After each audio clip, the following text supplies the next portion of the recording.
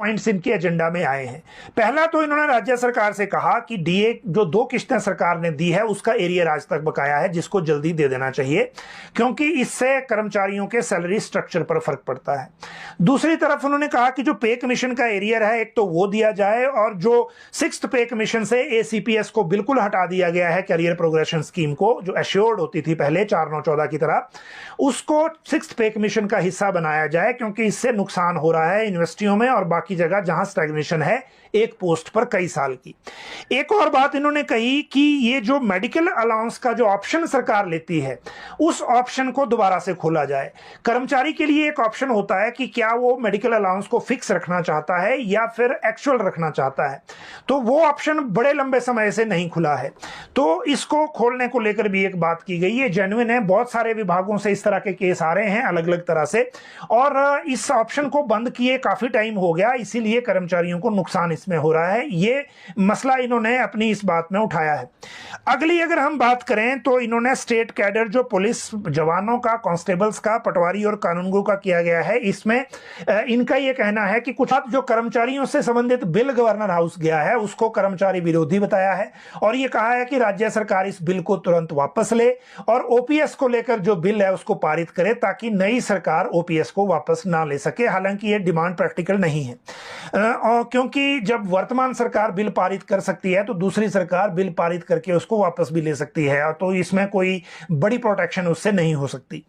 लेकिन जो एक बात इन्होंने कही है कि कर्मचारी सर्विस बिल वाला जो है वो कॉन्ट्रैक्ट कर्मचारियों के खिलाफ लाया गया है और इसका गलत मैसेज आ रहा है, इसको सरकार वापस ले। एक और जो महत्वपूर्ण अपडेट इसमें है वो ये है कि ये जो आउटसोर्स की भर्तियां हैं उनको ये बंद करने के लिए डिमांड कर रहे हैं, और हीरालाल वर्मा ने यहां तक कह दिया कि वर्तमान सरकार जो केंद्र सरकार अग्निवीर भर्ती कर रही है उसका विरोध कर रही है, और अपने यहां कई विभागों में अग्निवीर भर्ती किए जा रहे हैं जो ना रेगुलर होंगे ना उनको पेंशन मिलेगी। तो ये इस प्रथा को बंद करें, आउटसोर्स को सरकारी विभागों में ना लिया जाए। इतनी ये अब ज्ञापन बना के सरकार को देंगे। इसी संघ ने यह भी तय किया है कि वो डिस्ट्रिक्ट के आधार पर अब अपनी जो सम्मेलन करेंगे और वहां से भी फिर पॉइंट्स लाएंगे ताकि सरकार को ज्ञापन दिया जा सके। कितनी बातें होती हैं, कितनी मानी जाती हैं, वो भविष्य बताएगा, क्योंकि अभी तक किसी की उस तरह से सुनने वाली जो अभी तक कोई केस हमारे सामने आया नहीं है, जो भी ज्ञापन जब तक गए हैं। अगली बात है वित्त आयोग की पर नए कैग से जो रिपोर्ट मांगी है होना चाहिए। पिछले अगर हम 2 पे कमीशन की बात करें तो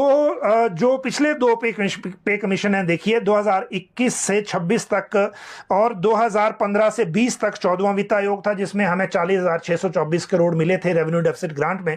और 15वां वित्त आयोग में 2021 से 2026 के बीच में 37,200 करोड़ मिले। लेकिन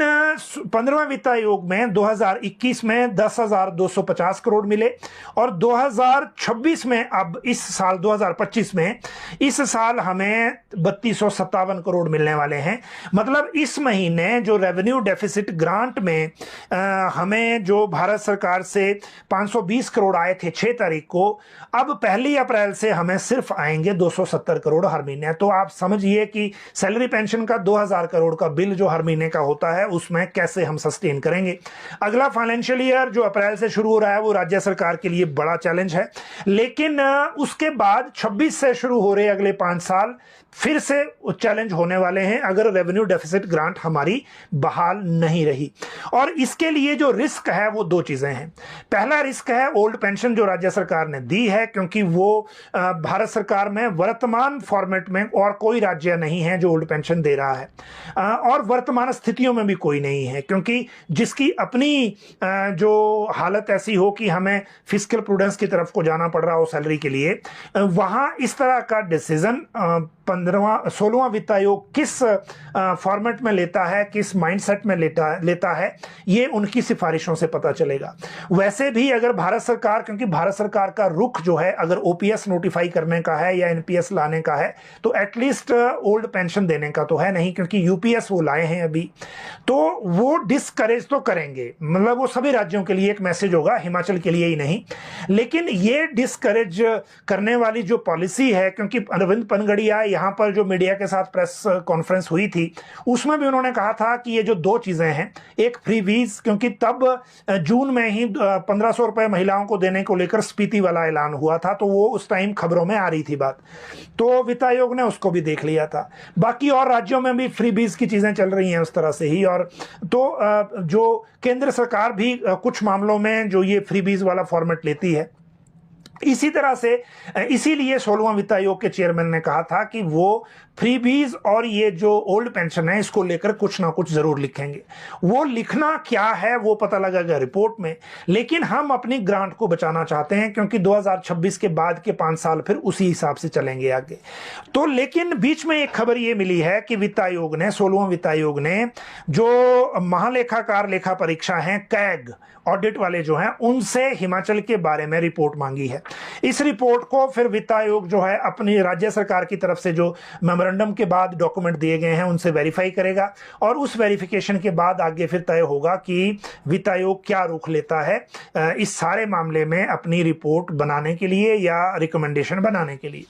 अगली बात करेंगे, कैबिनेट की डेट बदल सकती है। देखिए 10 फरवरी को कैबिनेट की बैठक सोमवार को हो सकती है, लेकिन मुख्यमंत्री की बीच में कुछ 2 जगह की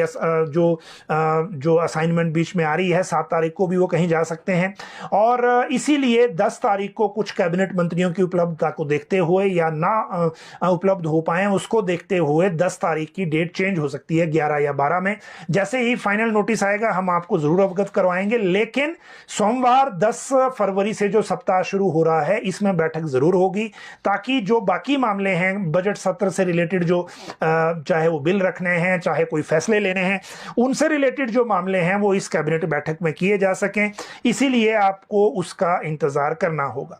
अब बताते हैं सीएम सुक्खू के फैसले को लेकर, और इन केसेस को आगे थ्रू करने के लिए अभी कितना इंतजार हमें करना पड़ेगा। कल मैंने आपको एजुकेशन और फॉरेस्ट के 2 केस बताए थे, आज एजुकेशन का एक और मामला बताता हूं, मंडी से सहायक पुस्तकालय अध्यक्ष असिस्टेंट लाइब्रेरियन का। ये मामला गया जी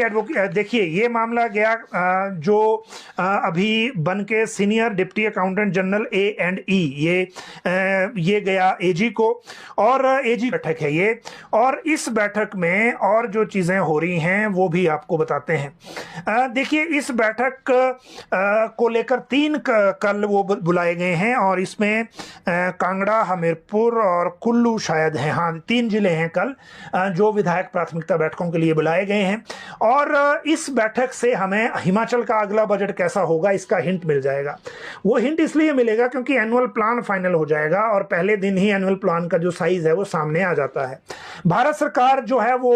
एनुअल प्लान के सेटअप से बाहर चला गया है, लेकिन हिमाचल में अभी भी ये प्रैक्टिस चल रही है। दूसरी बात ये है कि इससे ये भी पता चल जाएगा एनुअल प्लान से कि अगले साल में हम कैपिटल एक्सपेंडिचर कर पा रहे हैं कि नहीं, क्योंकि इस साल 6000 करोड़ का लक्ष्य रखा है, शायद ये भी पूरा अचीव हो पाएगा, क्योंकि खर्चा जो सैलरी पेंशन का है वो ही पूरा नहीं हो पा रहा है जो हमारी फाइनेंशियल स्थिति है उसको देखते हुए। लेकिन पिछले साल की मैं अगर बात करूं तो पिछले साल को 29 जनवरी को मुख्यमंत्री ने पहली बैठक की थी विधायक प्राथमिकताओं की, और उसमें 9980 करोड़ जो एनुअल प्लान है वो फाइनल हुआ था। इस साल एनुअल प्लान 10,000 करोड़ के आसपास रहने वाला हो सकता है। अगर 10,000 करोड़ से फिगर कम हुआ तो इसका मतलब ये होगा कि फिर हम जो कैपिटल एक्सपेंडिचर है उसमें कुछ इशू है और उसको फॉलो नहीं कर पा रहे हैं, मतलब उसको उतना नहीं बचा पा रहे हैं अगले बजट में। तो एक तो ये तय हो जाएगा, तो अगले बजट के लिए पहला हिंट जो है एनुअल प्लान से कल मिल जाएगा। दूसरा, मुख्यमंत्री विधायकों को संबोधित करते हुए या उनकी प्राथमिकताएं लेते हुए क्या कोई नई स्कीम लॉन्च करेंगे, क्योंकि इलेक्ट्रिक बसेस का अलग मैटर है, पिछली बार इलेक्ट्रिक से रिलेटेड या बाकी आपके मामलों, आपके विभाग या कोई और मसला आपके ध्यान में है तो कमेंट बॉक्स में कमेंट करें ताकि हम इसका रिप्लाई आपके लिए ला सकें। आप सब लोग लाइव